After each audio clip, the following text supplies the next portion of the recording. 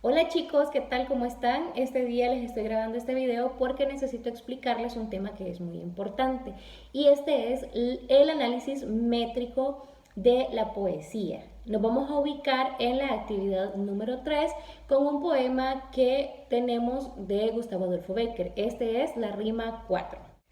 Algunos de los conceptos importantes que tenemos que conocer son métrica, rima y los dos tipos de rima más conocidos, verso, el ritmo, las licencias poéticas, las estrofas y todas las palabras que estén relacionadas en sí a la poesía.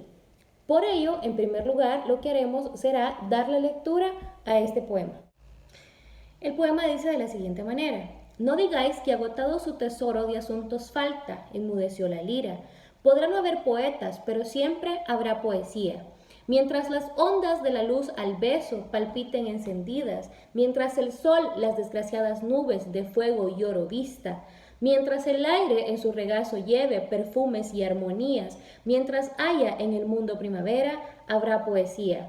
Mientras la ciencia a descubrir no alcance las fuentes de la vida, y en el mar o en el cielo haya un abismo que al cálculo resista, mientras la humanidad siempre avanzando no sepa a dónde camina, mientras haya un misterio para el hombre, habrá poesía. Mientras sintamos que se alegra el alma sin que los labios rían, mientras se lloran sin que el llanto acuda a nublar la pupila, mientras el corazón y la cabeza batallando prosigan, mientras haya esperanzas y recuerdos, habrá poesía. Mientras haya unos ojos que reflejan los ojos que los miran, mientras responda el labio suspirando al labio que suspira, mientras sentirse puedan en un beso dos almas confundidas, mientras exista una mujer hermosa, habrá poesía.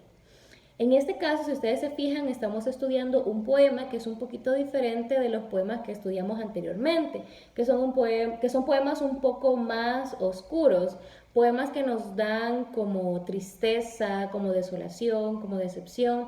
Este poema es básicamente una forma en la que el poeta nos dice dónde existirá la poesía y a través de qué él mira la poesía. Antes que nada, quiero que me digan, o en todo caso que ustedes piensen, si saben qué es un verso y qué es una estrofa. Bueno, pues el verso es la unidad mínima que contiene un poema. Es decir, esto lo podríamos traducir como que el verso es una línea en cada poema. En la poesía un poco más actual hay versos que tienen más de una línea, pero como nosotros nos estamos centrando específicamente en la literatura del romanticismo, vamos a encontrar que cada una de las líneas va a ser un verso. Luego veamos qué es una estrofa. Pues una estrofa es las agrupaciones de verso que tienen los poemas. En este caso, si lo queremos comparar, un verso sería el equivalente a una oración y una estrofa sería el equivalente a un párrafo. Por ello, quiero que hagamos el siguiente ejercicio. De este poema que tenemos aquí, quiero que ustedes revisen y me digan cuántos versos tiene y cuántas estrofas tiene. Luego nos vamos a ubicar en la primera estrofa para yo explicarles cómo vamos a medir las sílabas métricas. Para medir las sílabas métricas vamos a regresar a cuando ustedes estaban aprendiendo a leer. No sé si recuerdan, pero leían silabiado. Entonces vamos a hacer el mismo proceso en el momento en el que contemos las sílabas métricas. Vamos a leer silabiado. Entonces tenemos la primera estrofa y el primer verso.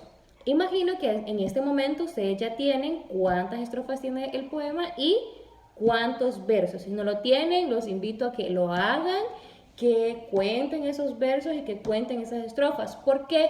Porque desde el momento en que nosotros estamos haciendo este procedimiento, ya estamos trabajando en el análisis métrico de la poesía. Ubiquémonos en el primer verso. El primer verso dice: no digáis que agotado a su tesoro. ¿Qué vamos a hacer? Vamos a contar las sílabas. No digáis que agotado su tesoro. ¿Cuántas sílabas tiene? Contemos. No digáis que agotado su tesoro. Son 12 sílabas. Ahora sigamos con el siguiente verso. De asuntos falta, enmudeció la lira. ¿Cuántas sílabas tenemos? Son 13. Entonces, cada vez que contemos una sílaba, un verso y le contemos las sílabas, vamos a poner a la par del verso en el lado derecho igual y la cantidad de sílabas que tiene. En el caso del primero nos salió 12, en el caso del segundo tenemos 13. Escribimos igual 12 e igual 13 en cada uno de los versos. Contemos ahora el tercer verso. Podrá no haber poetas, pero siempre, ¿cuántos tenemos ahí? 12. Y el último verso es habrá poesía.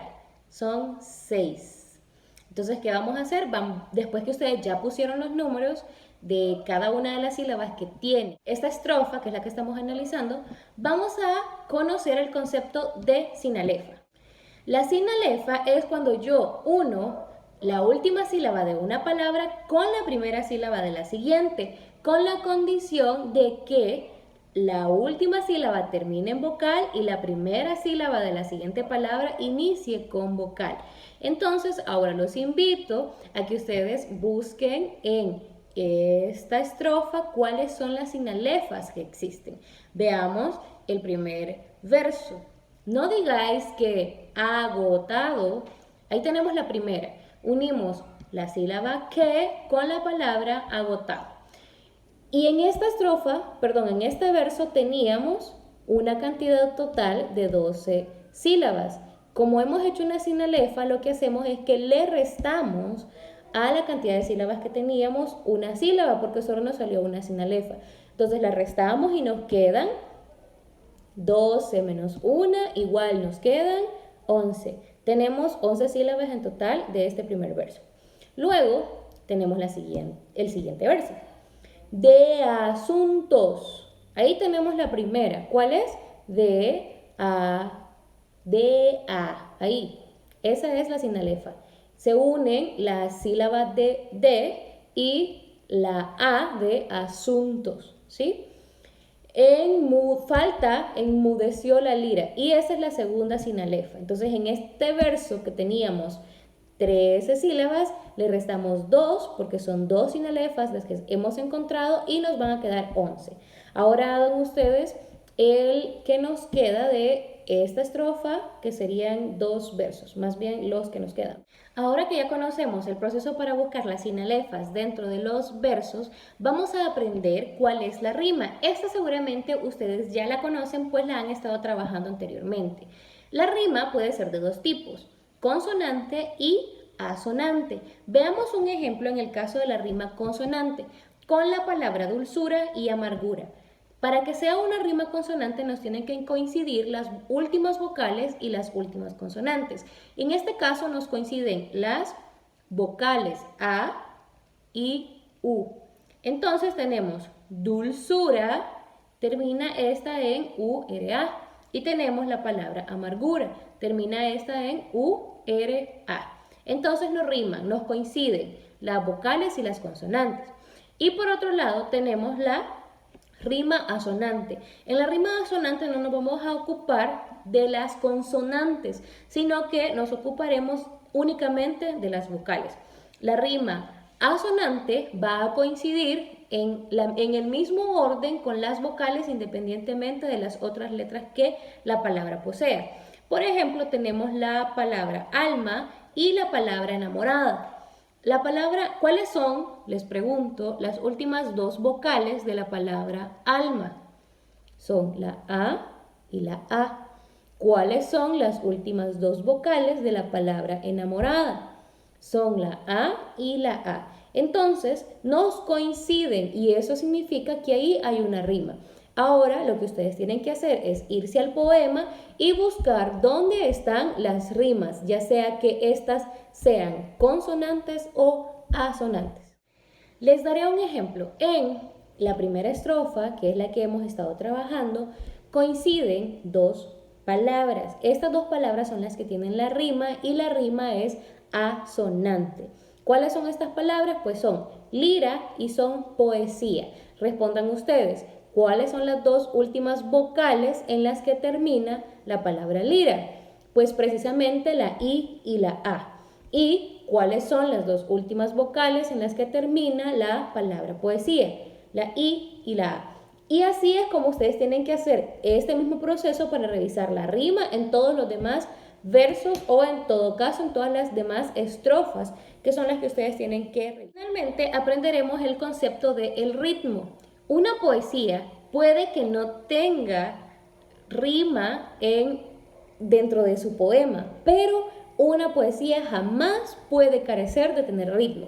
Y el ritmo es algo tan básico como la entonación que vamos a dar al momento en que lo decimos.